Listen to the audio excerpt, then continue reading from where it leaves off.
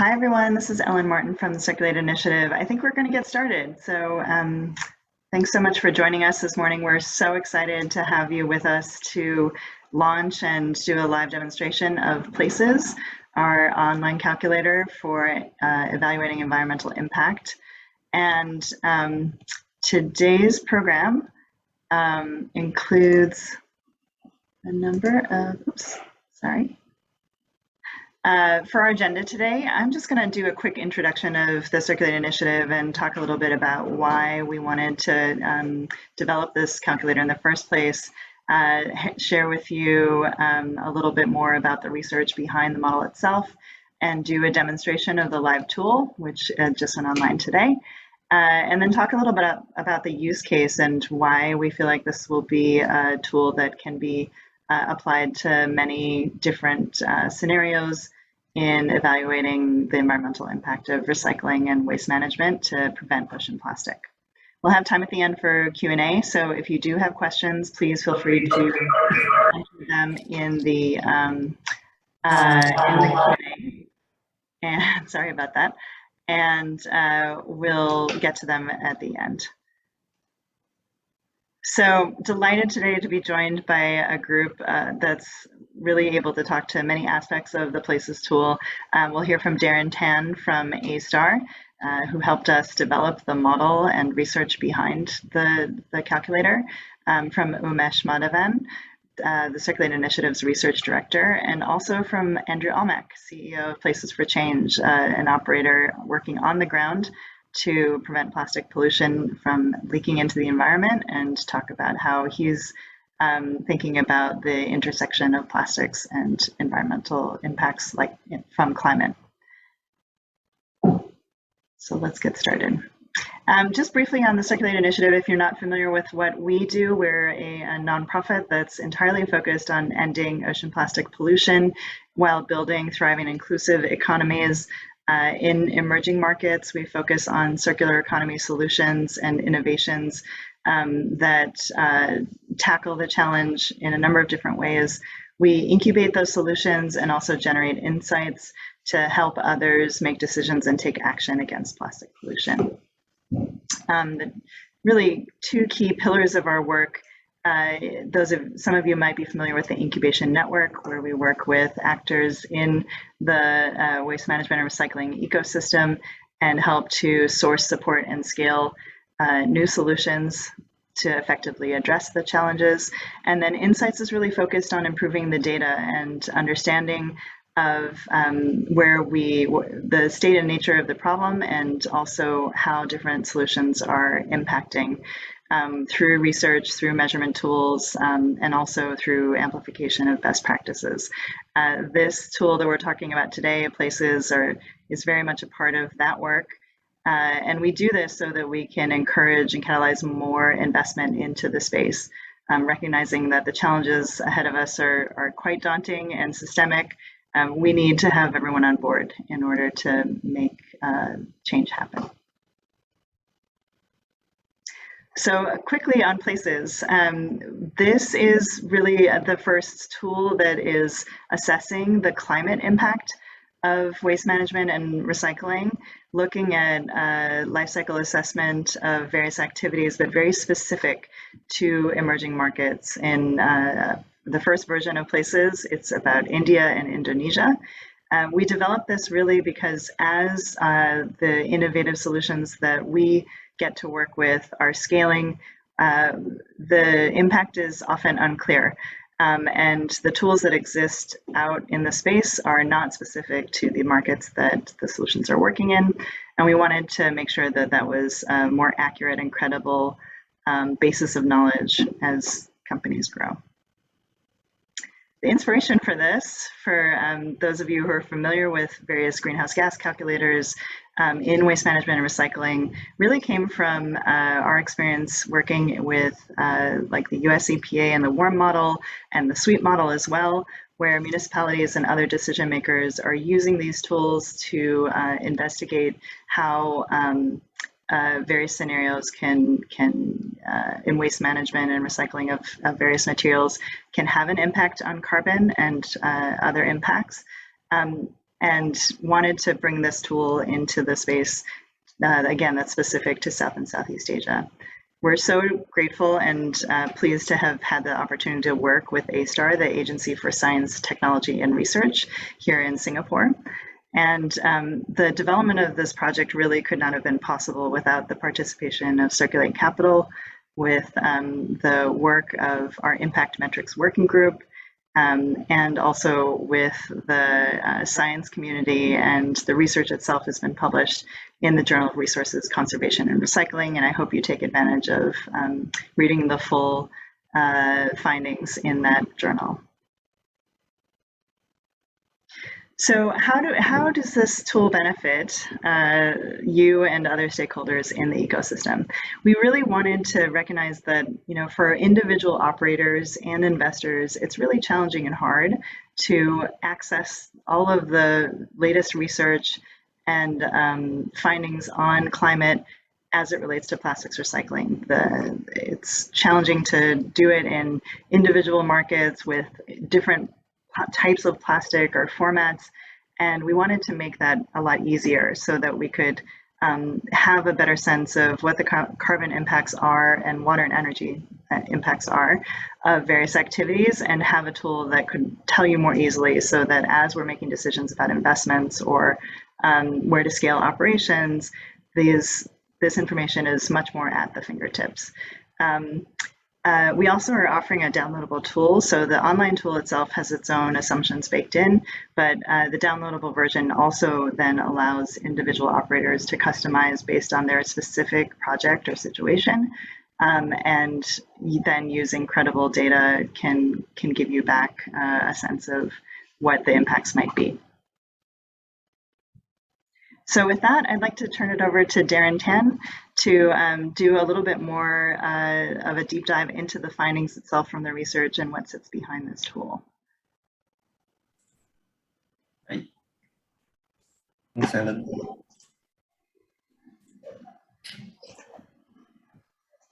So maybe I'll get started.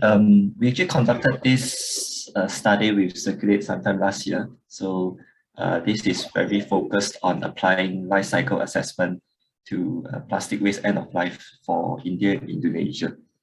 So just to give a quick background of the motivation, right? So this will be how I'll take you guys through the study. I think we'll split it up into 4 main phases: motivation of study. We'll go through the objective and approach of how we conducted this study. Then we'll share with you guys some of the findings that and insights that we can actually gather from this particular study itself. At the same time, we want to use the findings to see if we are able to further interpret and provide us with more decision support. And this can be done through scenario analysis in both of the countries. So just a quick sharing on why this study was conducted. I think, as you guys can see, just last week alone, there's so many different kinds of articles that have been popping up, and there's a large emphasis on sustainability, right? So, and this has been ongoing for a while, but from our perspective, is we wanted to understand how we're able to work with investors and policymakers to help provide better decision support. Then secondly, is also we want to be able to know how a lot of these environmental impacts can be quantified. They can be baselined if they've not been done so, to help really support a lot of these sustainability claims out there and be able to withstand all this scrutiny that's being putting out these numbers to the public also. There's also this need for longer term evaluations, as you can see from a lot of the comparative analysis that are done out there now, to be able to really understand through these generated results, what are the trade-offs that are involved when we assess 2 different decisions to be made, or 2 different pathways that a certain stakeholder can take. Lastly, we also want to be able to understand how we can actually look at circularity, right? And how plastic recycling as an effort, how plastic recycling can actually benefit, plastic recycling benefits can actually be assessed to help close the plastic loop in this case. So the objective and approach, I think the objective here is really to be able to quantify the environmental impacts of some of these key plastic waste streams, as you can see from the different types of plastic waste that we are targeting, and at the same time to be able to understand the different end-of-life fates in India and Indonesia. So these are some of the prominent end-of-life waste streams that we understand from both of these countries, which I'll share in more detail. In terms of the approach, then we are trying to apply this LCA based on the international standards. I think it's the 40,000 series, and make sure that they are actually contextualized to the markets of interest. In this case, is India and Indonesia. So under LCA itself, is broadly classified into these 4 different phases. So the initial phase of goal and scope definition is where we want to understand what are the questions to be answered. We want to know what exactly is the system boundary to be assessed. We want to know how we are going to define the functional unit of analysis. In this case, it is per kg per ton of plastic waste that is circling around in India and Indonesia.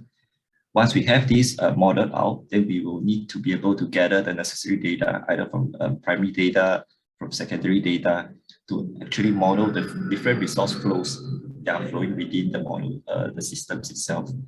From this model, then we can actually generate the different kinds of impact categories that we want to see, and use them for further interpretation and analyze these results.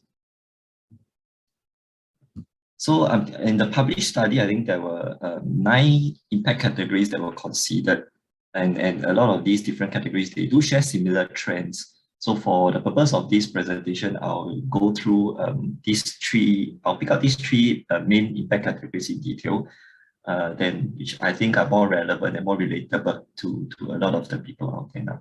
So of course, there's carbon footprint. This is probably the bread and butter indicator that a lot of people use to measure environmental impact. Is the measure of the emissions of greenhouse gas, and to be able to quantify some of these greenhouse gas equivalent. So some of the papers out there, they may use global warming potential. I think they are both indicating the same thing in this case. And also we want to be able to understand from the energy and the water consumption point of view, right? How do we measure the use of different renewable or non-renewable energy sources? And from the water's perspective is how do we then understand further on what exactly is going on with the consumption of water, and how do we make sure that this measure of water availability can be properly assessed. So going into the system boundary, so this is where we craft out the models for each of the countries. We focus on the downstream plastic waste treatment in this case. So in terms of the system boundary, you can see we are actually including from the point where plastic waste is generated to their respective sinks. And in this case, it may be disposal, it may be certain reprocessing technology to revalorize the resources. And of course, the upstream raw material in this case has been excluded as we want to be able to focus on comparing the different end of lives for each of these countries.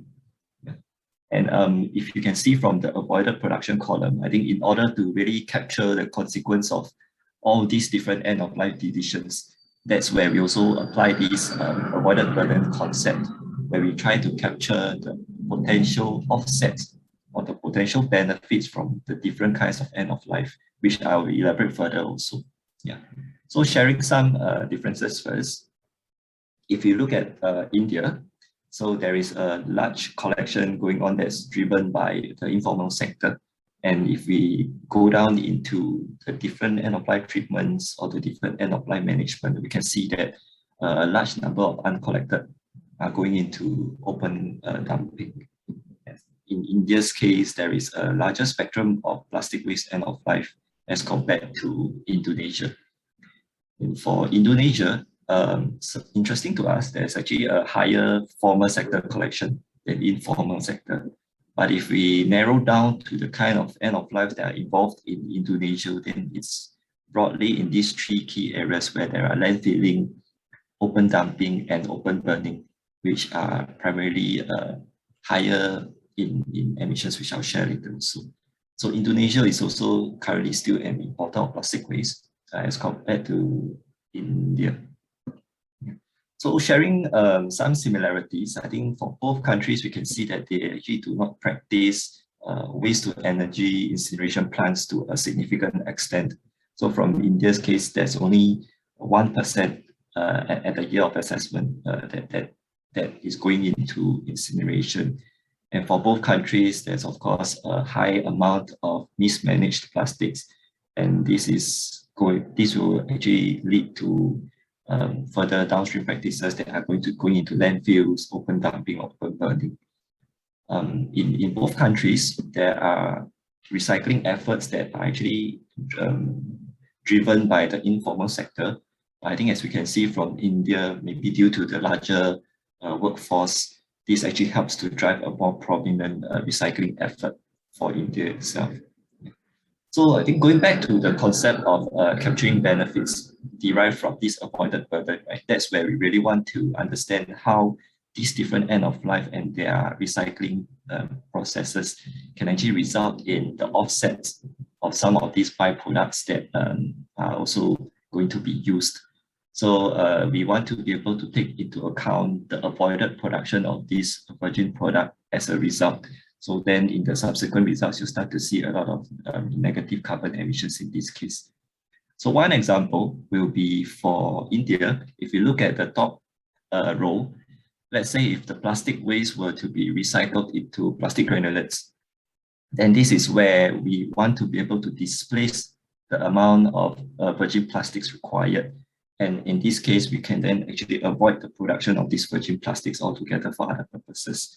So similarly, in the case of plastic waste being sent to incineration, this can actually help us to generate electricity, and this will actually avoid the production of electricity through other means, such as fossil fuel burning and so forth.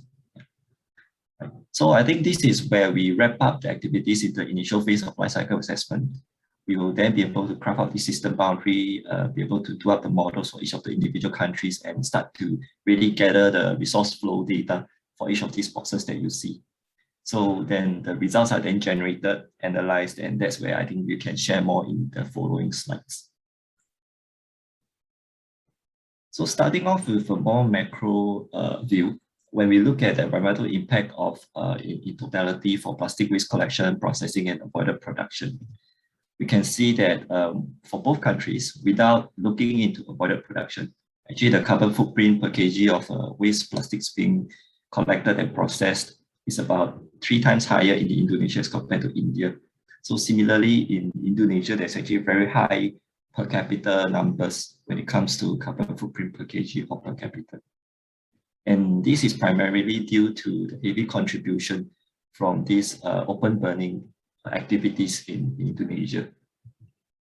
So similarly for the current end of life in Indonesia, we can see that there may be weaker recycling efforts, and through these efforts, it might be enough to offset water and energy consumption, but it's still insufficient to offset the amount of the potential amount of carbon footprint that is incurring in Indonesia. And if we look at the negative numbers now, these are the potential offsets that we can actually start to assess. For recycling itself, it actually has, I think, the highest potential to offset a lot of this environmental impact. And this is, again, due to the savings from having to produce other resources to be used for other purposes also.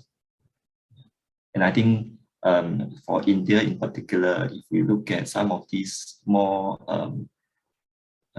specific kind of end-of-life treatments, the avoided impact for this particular year, for incineration and for the co-processing of these cement cleans are not as significant. And I think this is primarily due to the fact that they are not ramped up yet, and there may not be enough activities in that area for now, but there may still be potential for that offset. So going into hotspot analysis, so when we look at how do we then start to find heavy contributors in this case, we want to be able to understand where these plastic waste actually contribute as a proportion to the total carbon footprint for each of the countries. So for India, if you can see for open burning itself, incineration and cement cleans that accounts for about 8% of plastic waste, it actually contributes to 38% of the total carbon footprint. And I think similarly for Indonesia, where there is large activities going on in open burning, it accounts for 36% of the plastic waste end of life, but contributes to quite a high amount of 91% of the total carbon footprint. Yeah. So I think from this, we want to be able to deep dive into some of these technologies, and we can actually better understand maybe technologies or end-of-life treatments that actually deal with burning actually contributes to this whole disproportionate amount when it comes to carbon footprint numbers alone. So I think when we dive into carbon footprint as our indicator, so we start to see that actually from the previous slide, we can really know on a per kg basis, open burning is gonna have quite a high amount of carbon footprint. Similarly for incineration, they may also have a very high carbon footprint, but it is also able to partially offset the avoided production of electricity, which helps to net off some of these possible emissions in the net impact. Then as we look at some of the at the end of life, such as open dumping or sanitary landfill, they do have lower carbon footprint. I think it's due to the amount of lower processing or activities involved. And this might be seen as a positive thing. However, there are really other trade-offs that we need to really consider, whether it's land use, whether it's health hazards, or whether it's really how it's actually affecting the ecosystem, which might not make them such a good choice actually. So I think going down to assessing some of these recycling activities, we can start to see that actually they are able to, for recycling itself, they are able to kind of incur one of the lowest possible net impact as compared to the other end-of-life feeds. I think this also draws us to one point where we will start to be able to understand, maybe from the supply chain, we are able to, if we are able to redirect plastic waste or divert some of these waste from higher carbon emitting end-of-life feeds. So this will actually bring about really a lot more benefit to the system in each of the country. So that kind of sums up the results generated portion. And we wanted to use this information to then further support us in some of these future scenario analysis. So for both India and Indonesia, we crafted out different scenarios using projections to year 2030. I wouldn't go into too much detail, but just to highlight some of the key points here, there will be 4 different scenarios that we are sharing. One is, of course, to be able to baseline business as usual. What is as is and when is projected to 2030. For scenario 2 itself, we are looking at waste to energy plants shift. So that's where a lot of these plants will be coming up and be able to kind of take in a larger share of plastic waste. For scenario 3 itself, is going to be on higher recycling rate. So there's going to be this shift of increasing collection rates, increasing recycled plastics. And for scenario 4, it's going to be a combination of scenario 2 and 3. So I think looking at India's future scenario analysis, you will start to see that actually as a whole, when we look at some of these numbers for 2030, there's going to be negative carbon footprint in India that indicates that avoided burden, in this case, without avoiding the use of a lot of these production of virgin materials, has the potential to offset a lot of carbon footprint from the plastic waste if they were to be recycled or reused. And from the total carbon footprint estimates, if you see from the donut charts, actually a lot of these end-of-life treatments, a lot of these avoided production contribute significantly to the potential decrease in the total carbon footprint numbers. So of course, in these kind of scenarios, we are making a big assumption that the plastic waste itself can actually help to offset the production of a lot of these virgin materials, and they're actually displacing these virgin materials. That's why we are able to see some of these negative numbers. So going through each of the scenario, I think in scenario 1, business as usual, given that there's already quite a high recycling rate in India, there's going to be a decrease, because I think as the amount of plastic waste builds up, there may be potential for more carbon footprint to be reduced. But again, we need to be mindful of the absolute amount that's going into the system, right? If you look at 2017, it's 2.6 million tons. When we look at 2030 projections, the numbers are actually higher on the absolute GHG emissions.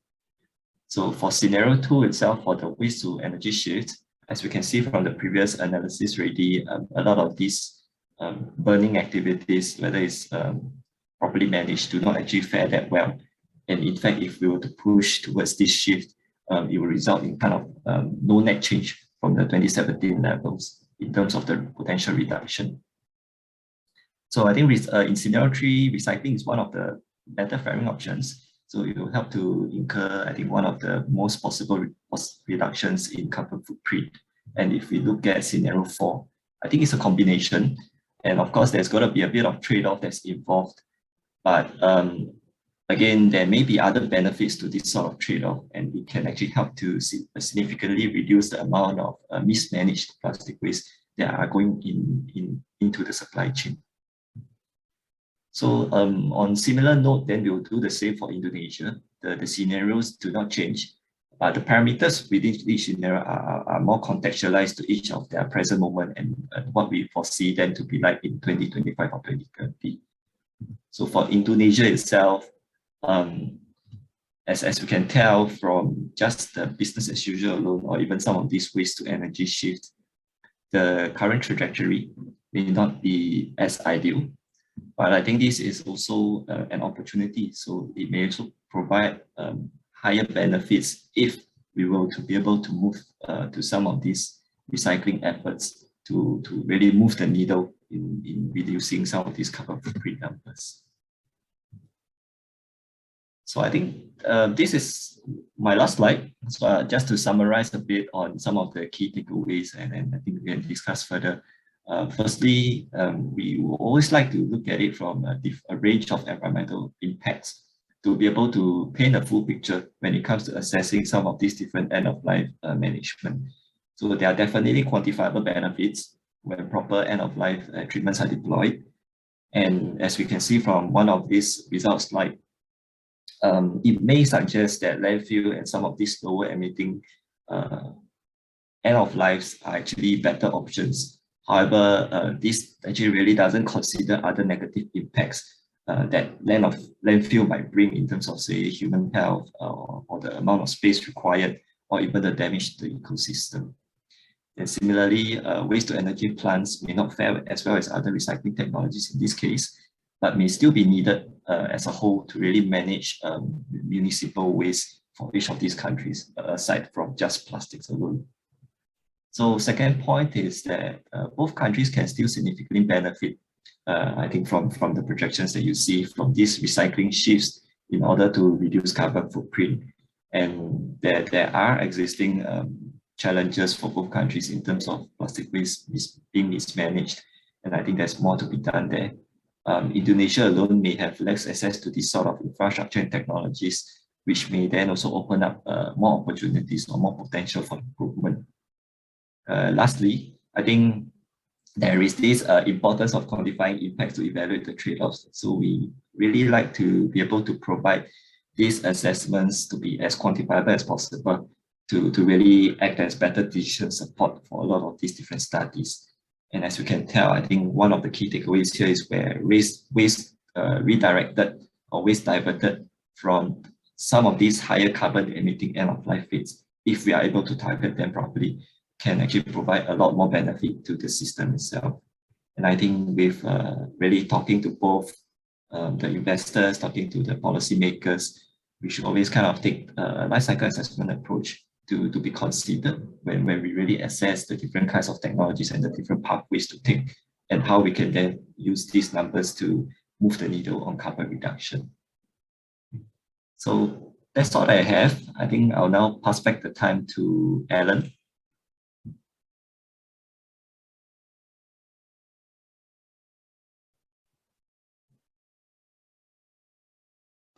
Great, thank you so much, Darren. Can you all hear me?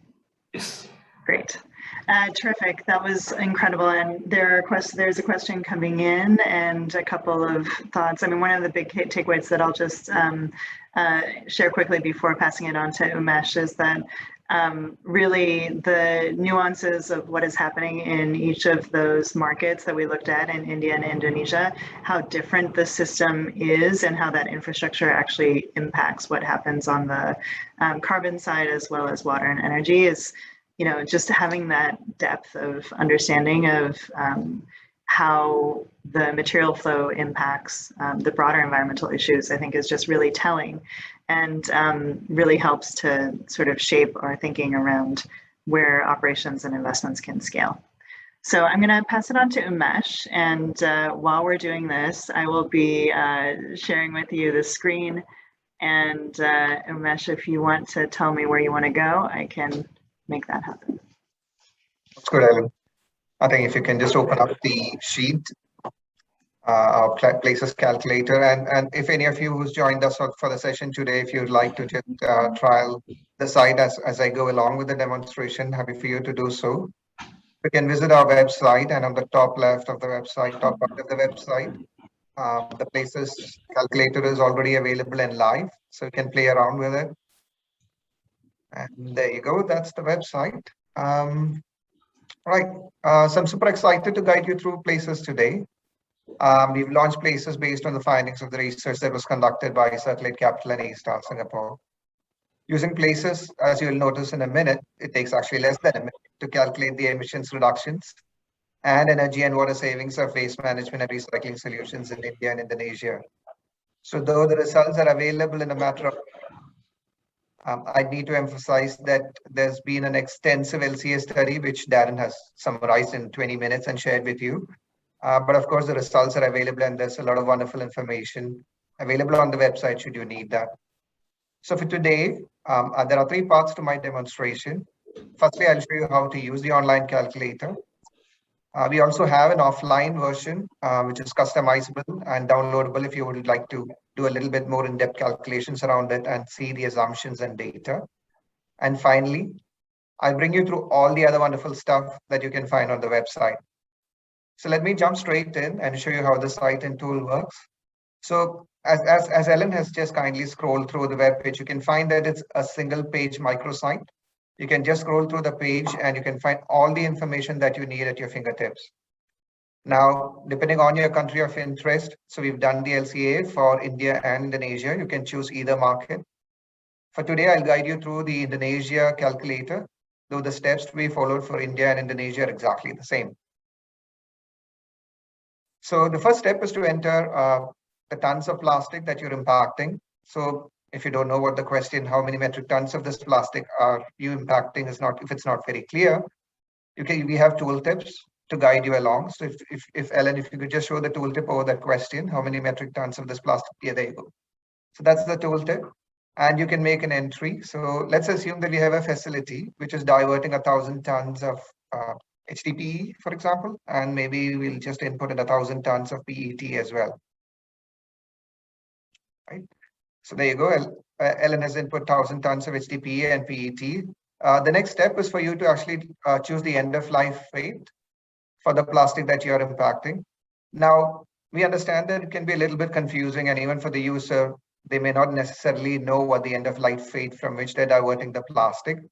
So we have 4 options here. Either you choose default end of life fate, or if you know that you're diverting that plastic away from sanitary landfill, you can use that. Or you can select open dump or open dumping, as Darren mentioned in his presentation, and open burning. Now, if you're unsure, the safest bet is always to choose default end of life fate. And when I say default end of life fate, what does that mean? Again, just go back to the tooltip at the top and it'll explain that term to you. Now, as soon as you choose those entries and you input the data, the results are immediately available.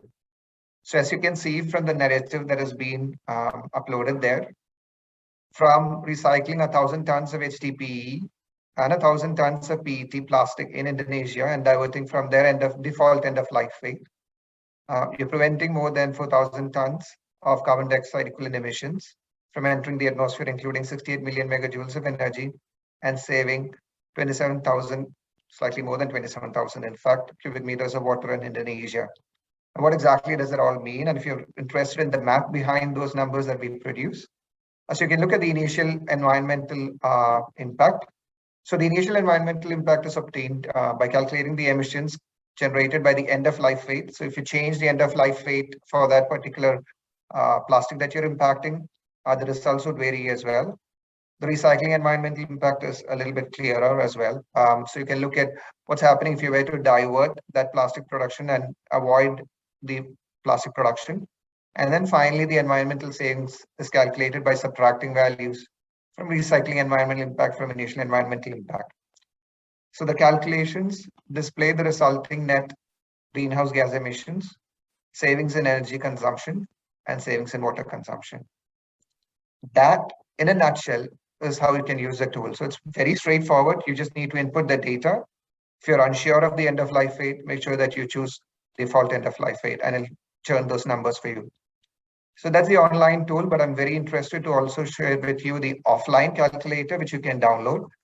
Now, it's a quick step. You'll need to enter your details. So it should pop up an option for entering your name and your surname and your email address. There you go. And as soon as you enter that, you'll receive an email with the offline versions of the calculator for both India and Indonesia.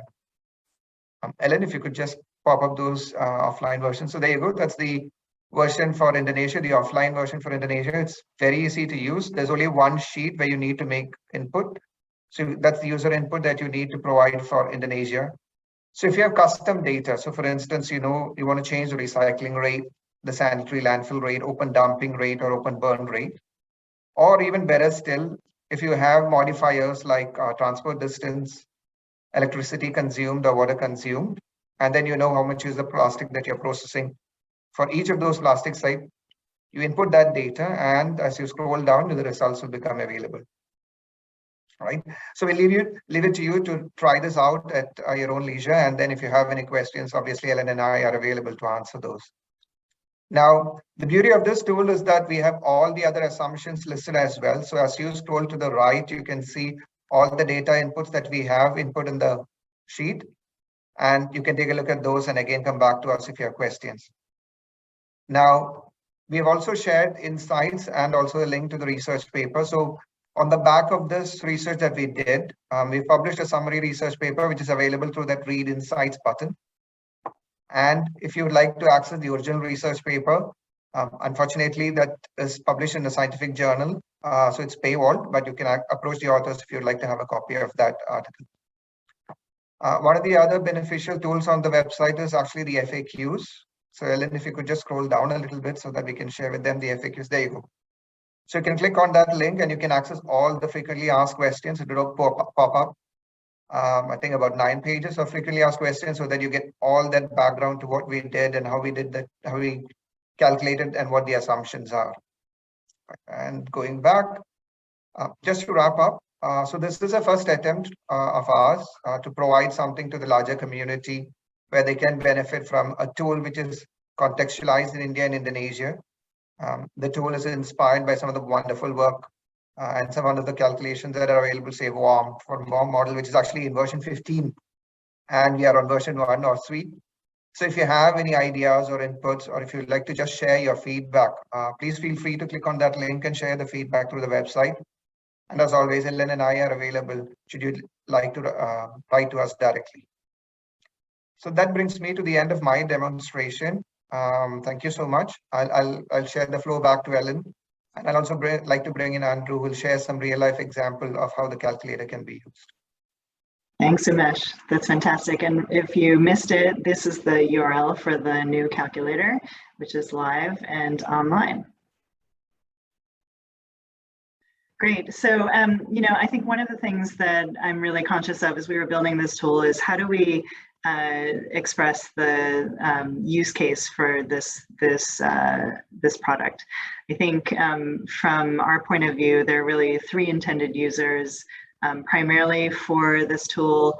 The first and foremost being the operators and those who are investing in projects to address plastic pollution in these markets, and then also for city planners that there is a real opportunity to use something like this to make decisions about investments and policies that need to be made to address broader waste management and infrastructure issues. So for today's conversation, I'm delighted to introduce you to Andrew Almack, who will talk with us a little bit about what Plastics for Change is, first of all, the work that they're doing in India, and how the work actually connects to a definition of impact that is relevant for the Places tool in terms of climate and other environmental impacts and who he needs to talk to. So Andrew, I'm going to pass it over to you. And if you want, I can stop sharing so that we get the full view.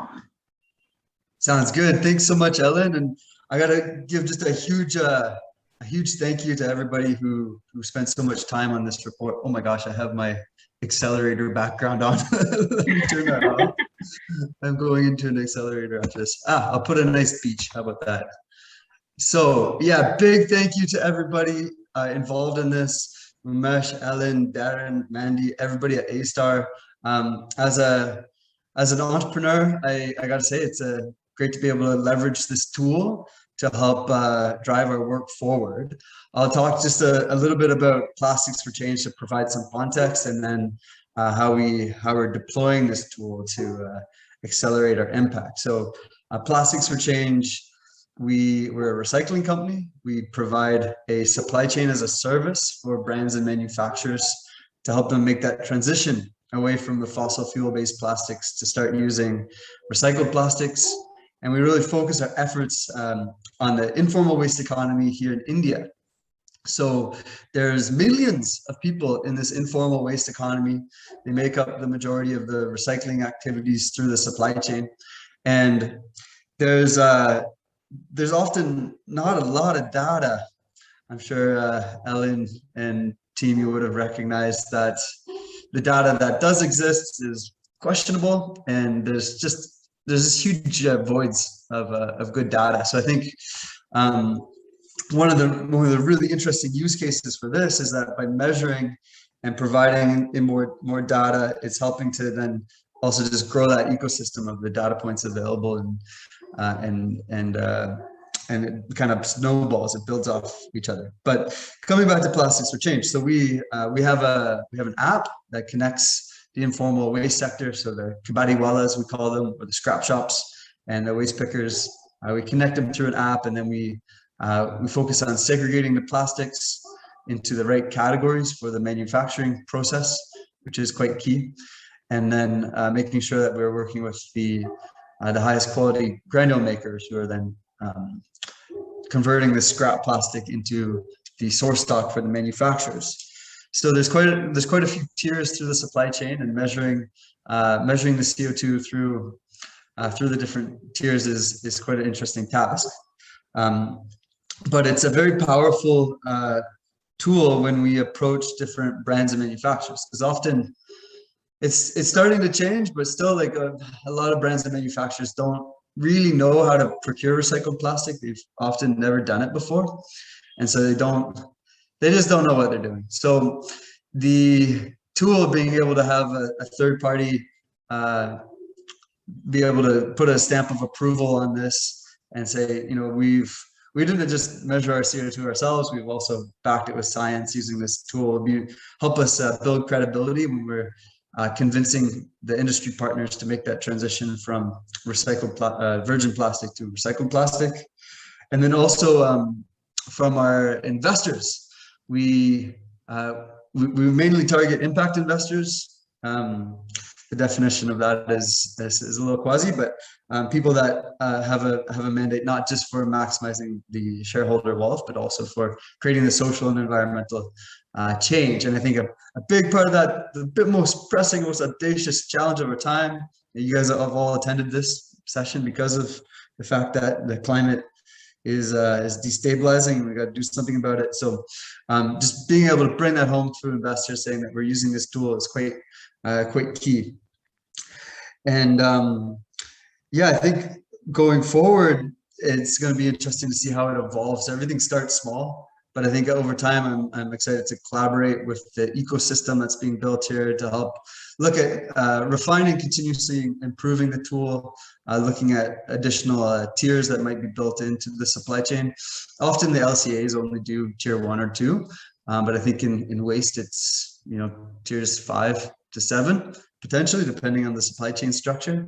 And then also, as there's ways of lowering emissions as well, right? Are there things in the supply chain that we can do to cut our emissions? Can we use better transport methodologies? Can we look at shrinking the distances between the supply chain when possible. If you can't measure it, it's very hard to drive those changes forward. So it's a great tool in our tool belt as we go and try to continue on our mission of transitioning the industry to responsibly sourced recycled plastic. Awesome. Thank you, Andrew.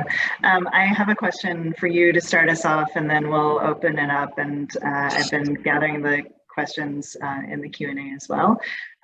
So I'm curious about whether you're hearing from brands, either potential customers or your existing customers.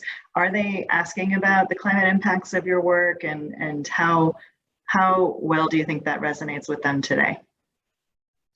Yeah, I think the brands that we're targeting in particular, they are starting to now more. I think in the last couple of years in particular, they're starting to, they have mandates internally now.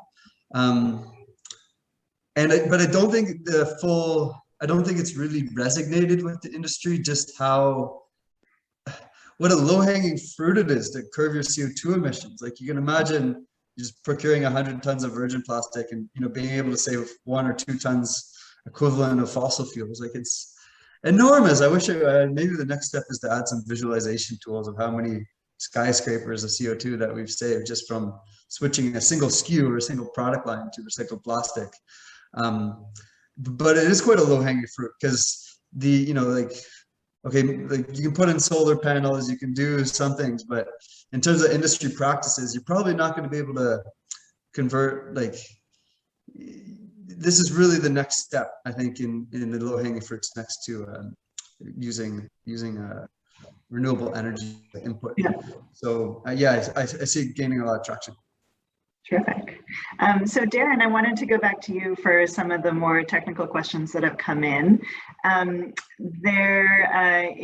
the research that you did, can you talk a little bit more about your sources and the sampling that you did as part of the research and building the model? Right, thanks. Yeah, so I think everyone can acknowledge that there's a huge data gap, right? And when it comes to data collection, it's always a challenge. So for us, it's no different. It's really about how we're going to reconcile a lot of these different data points. And I think the different sources that we kind of pull together are primarily in these few areas. One is, of course, to look at the ministry reports from the respective countries. That's one of the main areas where we can really pull up, at least start to baseline some of these numbers. And of course, to be able to cross-check against NGO reports, to be able to cross-check against recently published journals also. So that's how we actually try to pull these numbers together to be able to form that system boundary that you see over there. Mm-hmm. And then in terms of future development of the tool, we have the option of improving the data sources that we're using for the underlying assumptions. Is that right? Yes, I think good point. I think when we talk about LCA also, we like to say that it's not a one-off thing. It really helps us to capture a snapshot, but we shouldn't stop there. I think there's going to be a lot of updating required. There's going to be a lot of reconciliation again for each on a year-on-year basis. Another question was about how easy it is it to adopt the system boundaries for different countries, and is there planned? I would add to that: are there plans for further developing the tool for other markets? So in terms of the system boundary, I think when we look at it from a goal and scope definition, the large kind of life cycle stages shouldn't change that much, right? So it should be enough to be compared from country to country. But when we look at the nitty-gritty details of the activities within each of the country, I think that's where the effort has to be put in to really make sure that they are representative of each of the country's system. So I would say the general framework will stay pretty much the same. But when it comes to the processes within it, then that's where the changes will start to come in. I think in terms of extending futures of how we are going to extend this, maybe we are already in discussion to see if this can be done for more countries. I think that totally makes sense. At the same time, also there may be also interest in seeing how the upstream supply chain may perform. So that may possibly be incorporated into these models as well.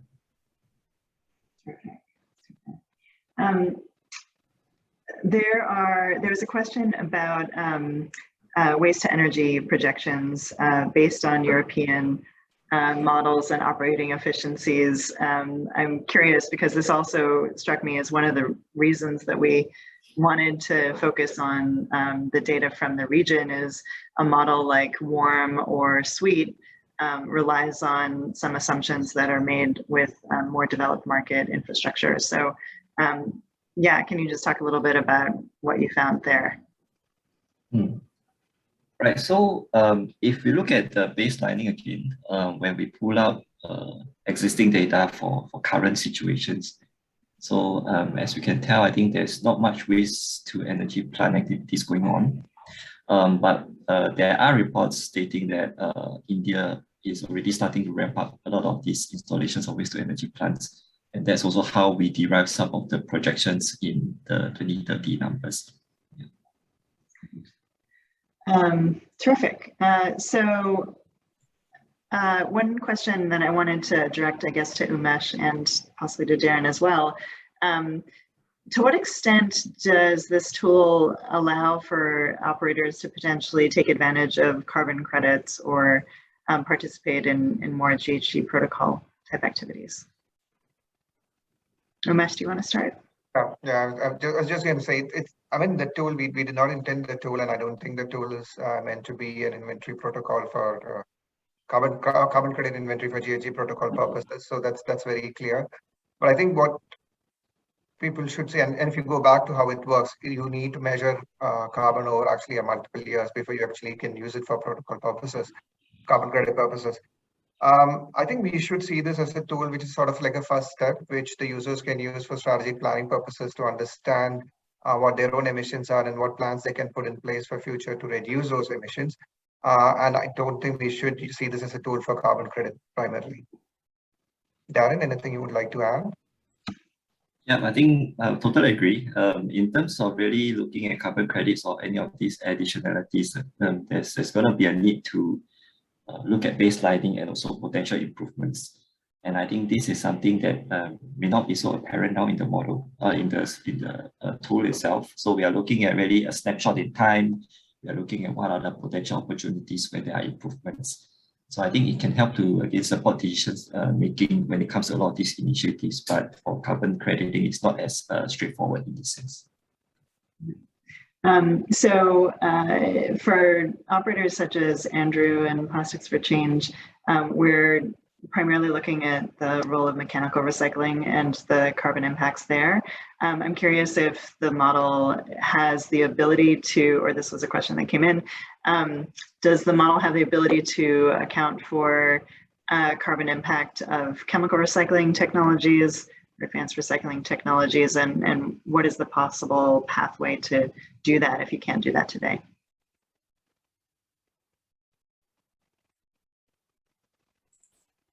Right. Maybe I can respond to that as well. So again, I think it's always in our interest to look at how different technologies may perform in terms of some of this end-of-life management. As we know today, I think chemical recycling itself may not be as active. And that's also where we do see that there's a data gap when it comes to how we're going to study some of these niche technologies out there. But again, if over time, I believe there's always the opportunity of really studying these technologies in detail, whether it's chemical recycling, to be then built upon in the system or to be added onto the system model, where we can then start to see how mechanical or chemical recycling performs from one another. Another question. So what are the assumptions behind virgin plastic production? Are those country specific as well, or are there other assumptions being used there? Okay, so when we look at the displacement or some of this avoided production, yes, so a lot of these emission factors that are tied to the virgin plastics in this case are contextualized to each of the markets. So at least then we are able to say that when we project this sort of plastic waste being revalorized or being reused again to displace the virgin plastics, right? They are able to be compared on the same level. So if it's gonna be revalorized in India, then of course the numbers will have to be contextualized to India if you're looking at some of this virgin plastic production also. Super. Thank you. Well, we're getting close to the end of our time together. So if there are any other questions, please take the moment to enter them into the Q&A chat box. Umesh, for you, I'd be curious if you could share what's next for this project. What should we expect coming up, improvements and such? I love that question because I think we've just begun. So it's quite exciting days for us. And it's been a wonderful collaboration with the A-Star team and Circulate Capital as well. So we're looking at it in multiple ways in terms of how we can go from version 1 to, I don't know, maybe version 15, just like WOM. We're looking at geographical expansion, adding more countries in Southeast Asia to the work that we've already done on the LCA analysis for India and Indonesia. We are also exploring ways to see if we can go beyond recycling as well to look at LCA benefits from other work that we've done, other kinds of solutions. Like Andrew mentioned, there's an opportunity also to see if we can go from tier 1 to tier 5, tier 6, tier 7. But I can see that that's much more of a complicated build because we're looking at very specific assumptions and we need to explore the availability of data. But simply put, I think there's so many different ways we can build on this tool. The low-hanging fruit seems to be the geographical expansion, which we are immediately commencing on. And then next year, we should have a similar session. We'll be sharing more about that. There are a few more questions. We will take them offline and try to follow up directly with folks who have additional concerns and would love to just keep the conversation going. So thank you all for joining us today. Thank you to our speakers, Darren and Andrew. Really, really awesome to get to work with both of you and try to help with this tool. So as we move forward, looking forward to being in touch, and thanks so much for joining again today. Talk to you soon. Thank you, guys. Thanks, everybody. Bye. Bye. Thank you.